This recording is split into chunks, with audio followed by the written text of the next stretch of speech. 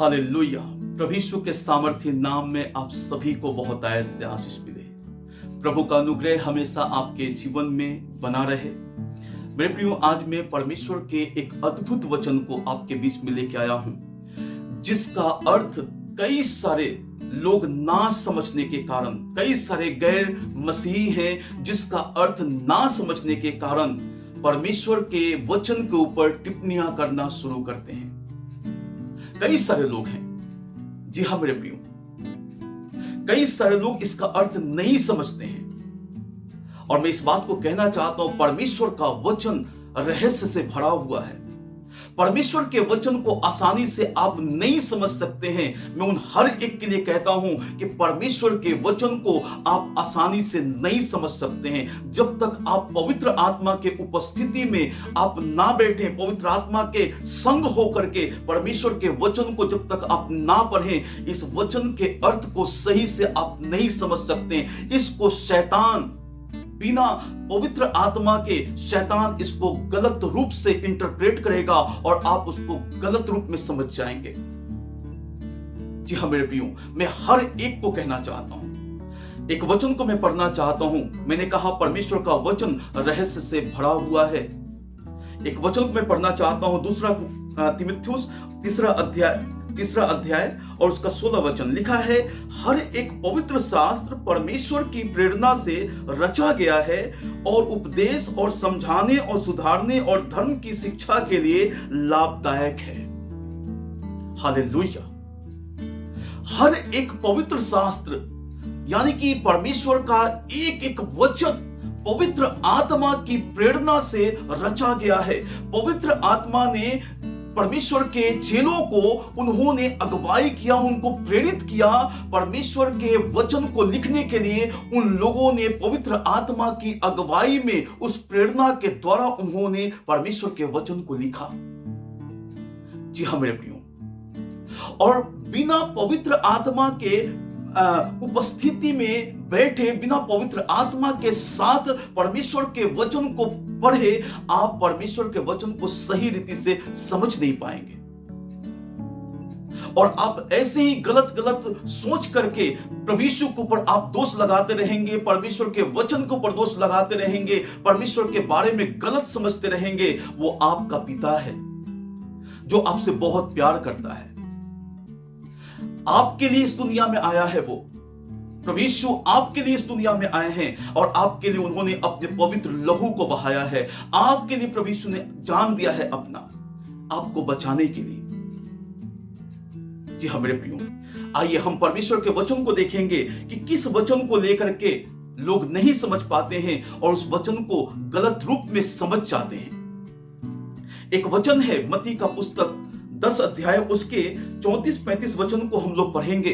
जिस वचन को लोग पढ़ते हैं, सही से नहीं समझ पाते हैं और यीशु के ऊपर वो दोष लगाना शुरू करते हैं। यीशु को ये कहना शुरू करते हैं कि यीशु परमेश्वर कैसे हो सकता है, यीशु परमेश्वर कैसे हो सकता है।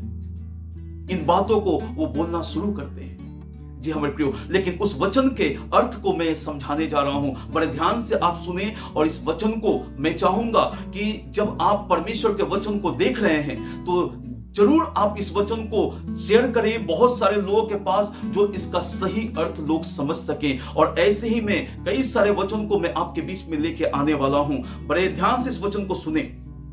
लिखा है यहां पे मत्ती का पुस्तक 10 अध्याय उसके 34 और 35 वचन को मैं पढ़ रहा हूं। लिखा है, यह ना समझो कि मैं पृथ्वी पर मिलाप कराने को आया हूं। मैं मिलाप कराने को नहीं पर तलवार चलवाने आया हूं। लिखा है यहां पे, मैं तो आया हूं कि मनुष्य को उसके पिता से और बेटी को उसकी मां से और बहू को उसकी सास से अलग कर दूं। हालेलुया। जी हाँ मेरे प्रियो, कोई भी इस वचन को पढ़ेगा गलत समझ जाएगा, लेकिन मैं इस वचन को समझाने जा रहा हूं। यीशु ने कहा कि यह ना समझो कि मैं पृथ्वी पर मिलाप कराने आया हूं। मैं मिलाप कराने को नहीं पर तलवार चलवाने आया हूं। आप जब बाइबल को पढ़ेंगे, जब प्रभु यीशु को पकड़ने के लिए लोग आए थे तो यीशु का एक चेला पतरस, अपने काठी में से उसने एक चाकू निकाला और लेकर के सैनिक के कान को उसने काट दिया। यीशु ने कहा अपने चाकू को अपने काठी में रख, अपने म्यान में रख ले, क्योंकि जो तलवार से घात करता है वो तलवार से घात किया जाएगा। यीशु का ये स्टेटमेंट था, जो तलवार से घात करता है वो तलवार से घात किया जाएगा। मेरे प्रियो, मैं इस बात को समझाना चाहता हूं कि क्या आपने कभी ऐसा आपने देखा या सुना कि प्रभु यीशु मसीह ने कभी युद्ध किया हो, प्रभु यीशु मसीह ने कभी किसी से लड़ाई किया हो या झगड़ा किया हो, या इस संसार के वस्तुओं के लिए प्रभु यीशु मसीह ने कोई ऐसा युद्ध किया हो, या किसी को उन्होंने गाली दिया हो, या अनाप शनाप कोई ऐसी बात को बोला हो, या उन्होंने लड़ाई झगड़ा किया हो किसी वस्तु के लिए? नहीं। और ना ही आप परमेश्वर के लोगों को भी आपने कभी ऐसा नहीं देखा होगा। आज प्रभु के लोग भी परमेश्वर के नक्शे कदम पे चलते हैं। जो प्रभु का वचन है उस वचन को लोग अपने जीवन में लेके चलते हैं। आज इसी कारण से है ना, उनको सताया जाता है, उनको परेशान किया जाता है, उनको मारा जाता है, जान से मार दिया जाता है, लेकिन वो कुछ भी नहीं कहते हैं, वो कुछ नहीं बोलते। आप सोचिए, क्या आपने कभी ऐसा सोचा कि मसीही लोग क्यों नहीं बोलते हैं? मसीही लोग क्यों नहीं लड़ाई झगड़ा करते हैं? क्या आपने कभी सोचा? क्योंकि यीशु ने कहा, मेरा राज्य यहां का नहीं, मेरा राज्य वहां का है। मेरा राज्य इस पृथ्वी का नहीं, मेरा राज्य स्वर्ग का है, और मैं स्वर्ग में ले जाने के लिए अपने लोगों को आया हूं। जी हाँ मेरे प्रियो, प्रभु यीशु इस धरती पे लोगों को बचाने के लिए आए थे। किससे? तो पाप से। पाप की सजा अनंत काल की मृत्यु है। लोग नरक के आग में जाने वाले थे, इसलिए प्रभु यीशु इस धरती पे आए ताकि हर एक को उनके पाप से छुटकारा दे सके। पाप की सजा अनंत काल की मृत्यु है। और इस वचन के अर्थ को मैं समझाने जा रहा हूं। लिखा है यहां पे, यह ना समझो कि मैं पृथ्वी पर मिलाप कराने को आया हूं। मैं मिलाप कराने को नहीं, पर तलवार चलवाने आया हूं। और आपने इस बात को सुना कि यीशु मसीह ने अपने चेले पतरस को कहा कि अपने तलवार को काठी में रख, क्योंकि जो तलवार से घात करेगा वो तलवार से घात किया जाएगा, वो नरक के आग में डाला जाएगा। जी हाँ मेरे प्रियो, 35 वचन में लिखा हुआ है, मैं तो आया हूं कि मनुष्य को उसके पिता से, और बेटी को उसकी मां से, और बहू को उसकी सास से अलग कर दूं। लोग इस बात को लेकर के समझ नहीं पाते हैं सही रीति से, और ये बोलना शुरू करते हैं कि यीशु परमेश्वर कैसे हो सकता है, यीशु कैसे सृष्टिकर्ता हो सकता है, जब वो अलग करवाने के लिए आया है, जब वो घात करने के लिए आया है। लोगों के मन में इस तरह की बातें आ जाती हैं, लेकिन ये स्पिरिचुअल बात है मेरे भाई। आप नहीं समझ सकते हैं जब तक पवित्र आत्मा की अगुवाई में आप परमेश्वर के वचन को ना पढ़ें, आप इसका अर्थ सही से नहीं समझ सकते। शैतान हमेशा आपको मिसगाइड करेगा, हमेशा वो दूसरे रास्ते में लेकर के जाएगा। इसका अर्थ मैं समझाने जा रहा हूं। यीशु का किसी व्यक्ति से लड़ाई नहीं था, यीशु का लड़ाई शैतान से था, पाप से था। यीशु इस धरती पे लोगों को पाप से, शैतान से बचाने के लिए आए थे। वो जानते थे कि अगर इनके जीवन में पाप बना रहेगा, पाप की सजा अनंत काल की मृत्यु है, नरक का आग, ये नरक के आग में चले जाएंगे। लेकिन यीशु मसीह ने उस पाप से आजाद करने के लिए इस धरती पे आए। मेरे प्रियो, मैं इस बात को कहना चाहता हूं, यीशु मसीह का पहला स्टेटमेंट था जब उन्होंने प्रचार करना शुरू किया, तो उन्होंने सबसे पहले एक वचन को उन्होंने कहा। और मत्ती का पुस्तक 4 अध्याय उसके 17 वचन में जब हम लोग पढ़ते हैं तो लिखा है कि मन फिराओ, क्योंकि स्वर्ग का राज निकट आ गया है। यीशु मसीह चाहते थे कि हर एक व्यक्ति अपने पापों से मन फिराए, हर एक व्यक्ति शैतानिक बातों से मन फिराए। और इसका अर्थ मैं बताने जा रहा हूं कि जब कोई व्यक्ति प्रभु यीशु पे विश्वास करता है, प्रभु यीशु के वचनों को, जब प्रभु यीशु की शिक्षा को जब वो मानना शुरू करता है, तो प्रभु यीशु की शिक्षा ये है कि हर एक से प्रेम करो और पाप से अलग करो अपने आप को, बुराई से अलग करो, अधर्म से अलग करो, किसी से झूठ मत बोलो, किसी से नफरत मत करो, किसी का चुगली मत करो, किसी से जलन मत रखो। यीशु का ये शिक्षा है किसी के वस्तु का तुम लालच मत करो, किसी की बहू बेटी का लालच मत करो। यीशु की यह शिक्षा है।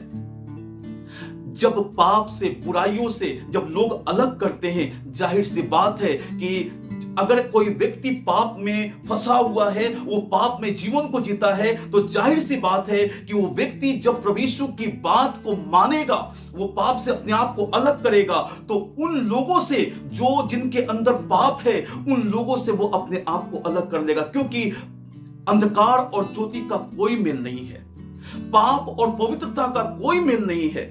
वो व्यक्ति जब पाप से अलग करता है, जब पाप से अलग करता है, पवित्रता में आता है, तो वो पाप से अपने आप को दूर लेकर के जाता है, वो पाप के नजदीक नहीं जाता। इसीलिए लोग से वो जैसे परमेश्वर की शिक्षा को ग्रहण करेगा, उसके बाद जब वो अलग करेगा, वो लोग अलग हो जाएंगे जो पाप में जीवन को जी रहे हैं। क्या मेरी बातें समझ में आ रही हैं? जब यीशु की शिक्षा को मानेगा, जब यीशु की बातों को मानेगा, वो अपने आप अलग हो जाएगा। यीशु अलग नहीं करते।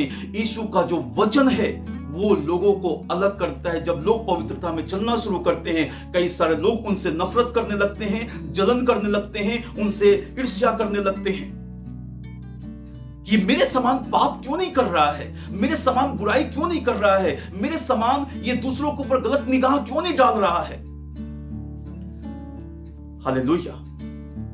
मुझे लगता है कि इसका अर्थ हर एक व्यक्ति को समझ में आ गया है।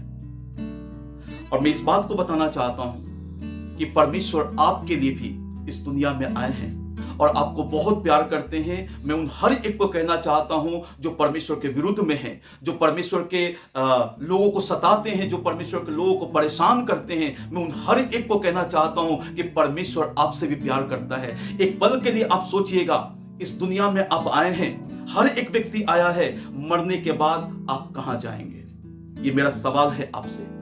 मरने के बाद आप कहां जाएंगे? क्या किसी ने आपसे वादा किया है कि मैं तुम्हें स्वर्गीय राज्य में लेके जाऊंगा? अगर किसी ने वादा नहीं किया है, सिर्फ एक ही ने वादा किया, उसका नाम प्रभु यीशु है। अपने जीवन को परमेश्वर के हाथ में सौंप दे मेरे भाई। परमेश्वर के हाथ में अपने जीवन को दे दें ताकि वो आपको बचा ले और आपको अपने राज्य में वो स्वीकार कर ले। परमेश्वर आपके लिए इस दुनिया में आया है और आपसे वो बहुत प्यार करता है। प्रभु का अनुग्रह आप सभी के ऊपर बहुत आयत से बना रहे। इस वचन को मैं चाहूंगा कि जितने लोग इस वीडियो को देख रहे हैं, इस वीडियो को आप जरूर लोगों के पास आप शेयर करें, बहुतों के पास इस वीडियो को पहुंचाएं ताकि परमेश्वर का जीवित वचन लोगों के पास पहुंच सके। प्रभु आप सभी को बहुत आयत से आशीष दे।